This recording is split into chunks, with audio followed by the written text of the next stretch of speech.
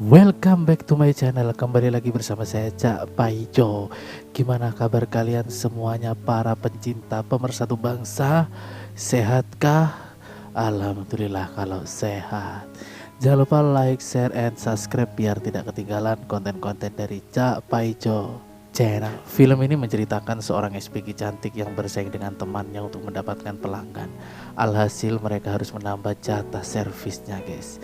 Penasaran? Lanjut saja ke alur ceritanya. Film berkisah tentang seorang wanita yang bernama Lisa. Dia bekerja sebagai marketing di salah satu perusahaan properti. Waktu Lisa mau berangkat kerja, Lisa dihadang oleh Pak Kos untuk menagih uang kosnya yang sudah menunggak 1 bulan. Lisa bilang ke Pak Kosnya kalau hari ini dia belum ada uang. Lisa bilang akan dibayarnya nanti setelah pulang kerja. Sesampainya di kantor, Lisa mengikuti meeting bersama manajernya dan teman-teman marketing lainnya. Di sini sang manajer bilang kalau yang lain sudah tembus penjualan, sedangkan Lisa tidak menjual sama sekali di bulan ini. Manajernya bilang ke Lisa kalau target penjualannya maksimal 3 bulan. Kalau Lisa tidak bisa menembus target itu, Lisa akan dipecat. Setelah selesai meeting, teman Lisa ini bilang kalau butuh bantuan bisa hubungi saya. Namun Lisa ini dengan sombongnya bilang ke temannya kalau dia tidak butuh bantuan siapa-siapa. Karena Lisa ini mantan marketing terbaik, tapi temannya bilang ke Lisa, itu hanyalah prestasimu di masa lalu, sedangkan sekarang kamu mau dipecat, katanya. Sepulang bekerja, Lisa ini sudah ditunggu sama Pak Kosnya untuk menagih uang sewanya. Karena Lisa belum punya uang, diam-diam Lisa ini masuk ke dalam kamar kosnya tanpa ketahuan sama Pak Kosnya. Esokan harinya, sang manajer memperkenalkan marketing baru yang bernama Susan. Susan adalah mantan marketing terbaik perusahaan mereka. Di sini Lisa mulai iri dengan kedatangannya si Susan. Semenjak kedatangan Susan, pelanggannya selalu diambil olehnya. Di awal bulan, Susan sudah menjadi marketing terbaik di perusahaannya karena penjualannya yang sangat bagus. Di sini lagi-lagi Lisa ini diperingatkan oleh manajernya. Kalau Lisa tidak berusaha lebih keras lagi untuk menjual properti, dia tidak akan segan-segan untuk memecatnya saat ini juga. Di sini Lisa diam-diam mengikuti Susan untuk melihat teknik marketingnya. Ketika Susan bertemu dengan calon pembelinya, awalnya Susan menjelaskan properti itu secara wajar, guys. Di tengah penjelasan Susan kepada sang pembeli ini meminta promosi yang ditawarkan Susan. Ternyata promosi yang ditawarkan Susan adalah jasa servis tanam benih, guys, sebagai bonusnya. Tidak lama kemudian terjadilah adegan tanam benih lele di luar ruangan. Setelah Susan selesai memberikan servis pada jagung pelanggannya itu, Lisa bilang ke Susan kalau dia sudah tahu teknik marketingnya Susan.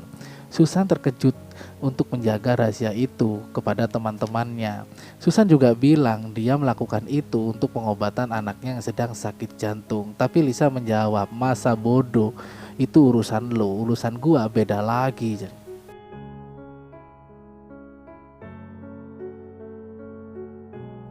Sepulang kerja, Susan menjemput anaknya yang dititipkan ke tetangganya, guys. Tetangganya bilang, kenapa kamu datangnya terlambat untuk menjemput anakmu? Susan bilang kalau dia lagi ada masalah di tempat kerjanya dengan Lisa, guys. Tempat lain, Lisa mendatangi Pak Kos untuk meminta kunci kamarnya. Pak Kos tidak mau memberikan kunci kamarnya karena Lisa belum bayar. Di sini Pak Kos punya opsi lain untuk Lisa biar tidak bayar uang kos. Lisa harus mau mencicipi es krim jagungnya punya Pak Kos. Mau tidak mau, Lisa akhirnya menyetujuinya, guys. Terjadilah di situ menghisap es krim jagung Pak Kos. Mati. Setelah itu Lisa pergi ke klub untuk minum karena dia stres. Tanpa sengaja dia bertemu dengan pria tampan. Lalu Lisa mencoba trik marketing yang dilakukan oleh Susan. Alhasil usaha tersebut membuahkan hasil, guys. Pria itu membeli 3 unit apartemen dan langsung saja Lisa juga memberikan jatah tanam benih sebagai bonusnya. Teman-teman Lisa memuji keberhasilan Lisa sudah memenuhi target di bulan ini.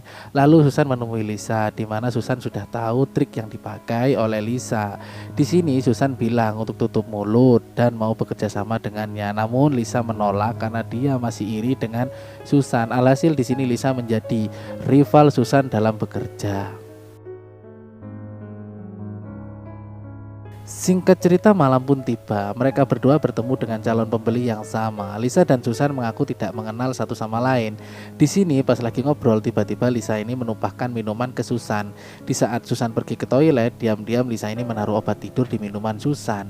Setelah Susan datang dan meminum minumannya, seketika Susan teler dan dibawalah oleh keponakan calon pelanggan tersebut untuk dilakukan tanam benih. Besok paginya Lisa senang karena nasabahnya mau membeli semua apartemennya. Alhasil dia sudah melampaui pencapaiannya dari Susan. Di sini Susan kembali menemui Lisa untuk berbicara empat mata. Susan bilang ke Lisa jangan pakai cara licik untuk persaingan pekerjaan. Susan juga bilang ke Lisa kalau dia melakukan ini demi biaya berobat anaknya. Namun Lisa dengan sombongnya tidak memperdulikan Susan. 3 hari kemudian Susan ini mendapatkan telepon pas lagi bekerja. Tetangganya bilang kalau anak Susan ini lagi masuk rumah sakit dan lagi posisi kritis, dia harus dioperasi. Sedangkan Susan tidak punya BPJS, sedangkan tabungannya terkuras habis. Alhasil Susan ini bingung guys, mau mencari kemana uang sisanya untuk biaya operasi anaknya. Besok paginya anak Susan ini kritis dan harus segera dioperasi. Susan bingung menelpon pelanggannya untuk menawarkan properti, namun semua pelanggannya tidak ada yang mau. Alhasil Susan mau menggunakan jalan pintas.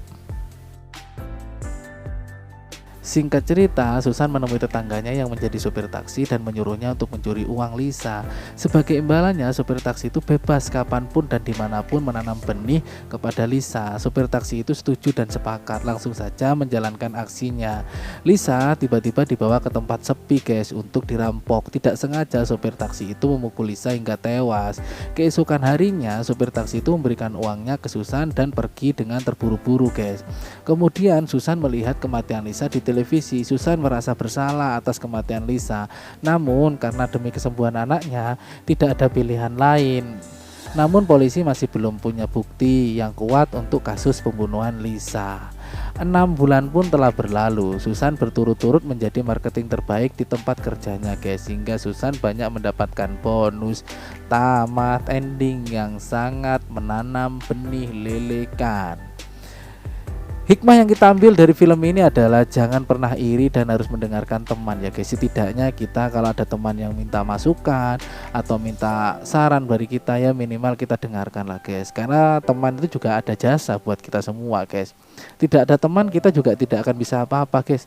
Karena teman itu juga penting dalam hidup kita. Terima kasih buat kalian semua yang sudah menonton filmnya dari awal hingga akhir. Jangan lupa share, like, share, and subscribe ya channel Pak Paijo ya, biar tidak ketinggalan konten-konten yang seru dari Cak Paijo Channel. Ya, buat kalian semuanya salam hangat dan semoga kalian semuanya beruntung di masa depan. Terima kasih.